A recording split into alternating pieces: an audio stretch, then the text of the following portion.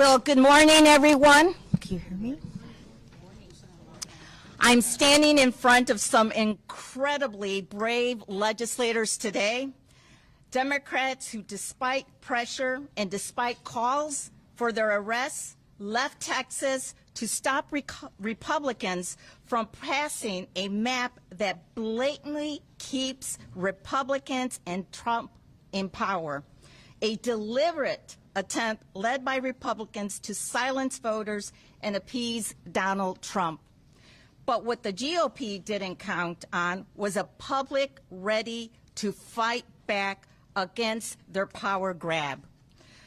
Or legislators will put themselves on the line for their constituents. As chair of the Democratic Party of Illinois, I must say I am proud to welcome Texas House Democrats to our state.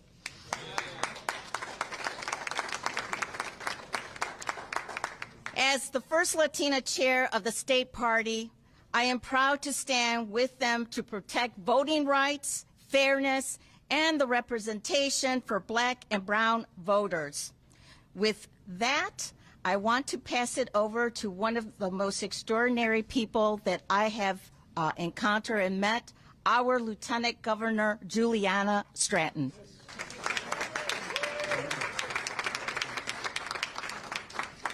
Thank you so much, Chair Hernandez, and good morning, everyone. I'm Juliana Stratton. I'm proud to serve as Lieutenant Governor of Illinois, and I'm honored to be running for the United States Senate. To my friends from Texas, while I'm glad to welcome you all to the great state of Illinois, I wish we were coming together under different circumstances. We're here today not because we want to be, but because we have to be. Right now, we are facing the voting rights fight of our lifetime. Donald Trump and Texas Republicans are staging a blatant attempt to strip away voting rights and rig the next election. Texas families are still recovering from devastating floods. Americans nationwide are suffering under rising prices and cuts to health care and food assistance. But Trump and Texas Republicans are choosing to ignore the needs of their constituents and focusing on further rigging the system for their own advantage. And there's no line they won't cross. Governor Abbott has even called for duly elected representatives to be hunted down and arrested. That is authoritarianism, and all of us should be outraged. It's not lost on me that it's Black and Latino communities who will disproportionately be silenced by this attack. Tomorrow marks the 60th anniversary of the Voting Rights Act, which was specifically designed to prohibit racial discrimination in voting.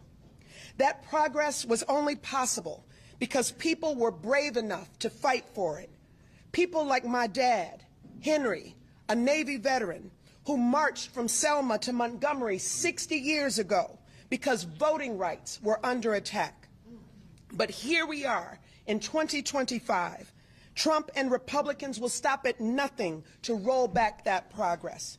This is personal to me because my 92-year-old dad, Henry, has passed the baton to me and to all of us, and now is our time to stand up and fight.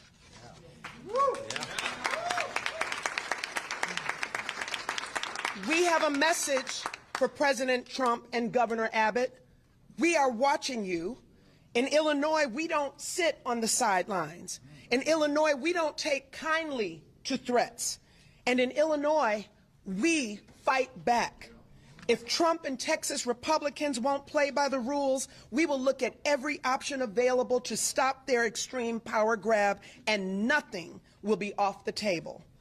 My friends, I assure you that while you're here in Illinois, we will do everything in our power to support you and protect you, because this isn't just about Texas.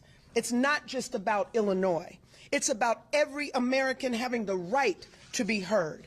Now is the time for fighters to be bold, unflinching, and fearless as we stand up for our democracy. And that's what we'll continue doing in Illinois, and we're proud to stand shoulder to shoulder with our friends in Texas in this fight. And with that, it is now my honor to pass it over to a true champion for democracy, who also happens to be the best governor in the nation,